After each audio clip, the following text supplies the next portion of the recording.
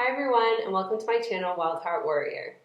So before I get started, if you like this video, please give me a thumbs up. And if you like the content of my channel, think about hitting the subscribe button, and I would really love to have you here and part of the community. So today I'm going to talk a little bit about a project I've been working on for a couple of months now. As you all know, we're in the middle of a global pandemic, and this has caused a lot of economic strain and financial stress for families who are struggling to make ends meet and put food on the table.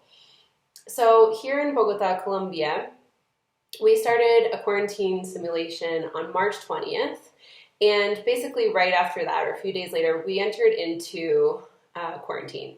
So it's been a few months now with varying levels of restrictions, and the policies keep changing. We have entered into restricted quarantine again in many of the neighborhoods of Bogota, which is just putting that much more strain after all of these months of people losing their jobs or not being able to go to work because of quarantine, or not being able to have even their business or whatever income they have.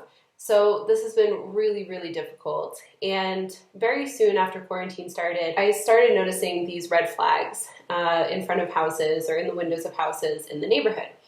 And I did a little research and I realized that these families were putting out a signal that they need food and were suffering from hunger in that house. And it really hit me, like, you know, to see that in my neighbors, like people that I see every day and know that they're struggling with hunger. I couldn't not do something, especially because honestly, I've been able to keep my job for the most part.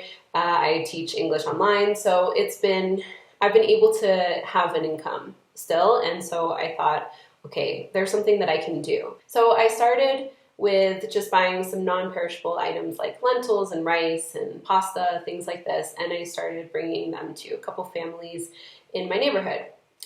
And from there, I realized how much need there really was and how grateful my neighbors were when I showed up with some food. So I asked a friend, they started helping me, and we were able to hit more houses. And from there, it sort of snowballed into a bigger project where we have donations from people in the United States, in Europe, and also here in Colombia and in the neighborhood, people who want to help the neighbors.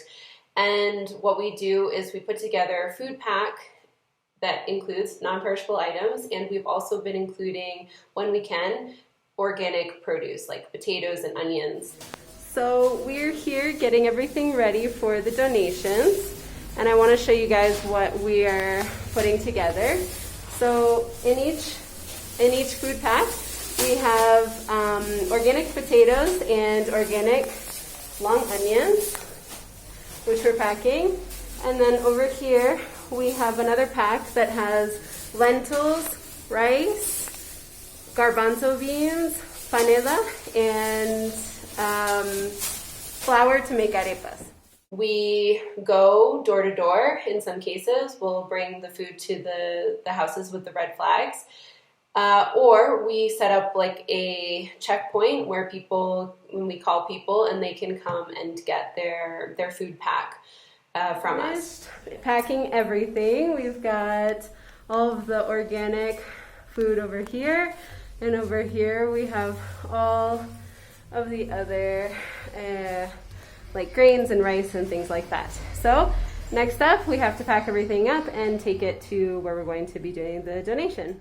We've done this in La Candelaria, which is in the center of Bogota, and some surrounding neighborhoods that have a lot of people who are in this difficult situation.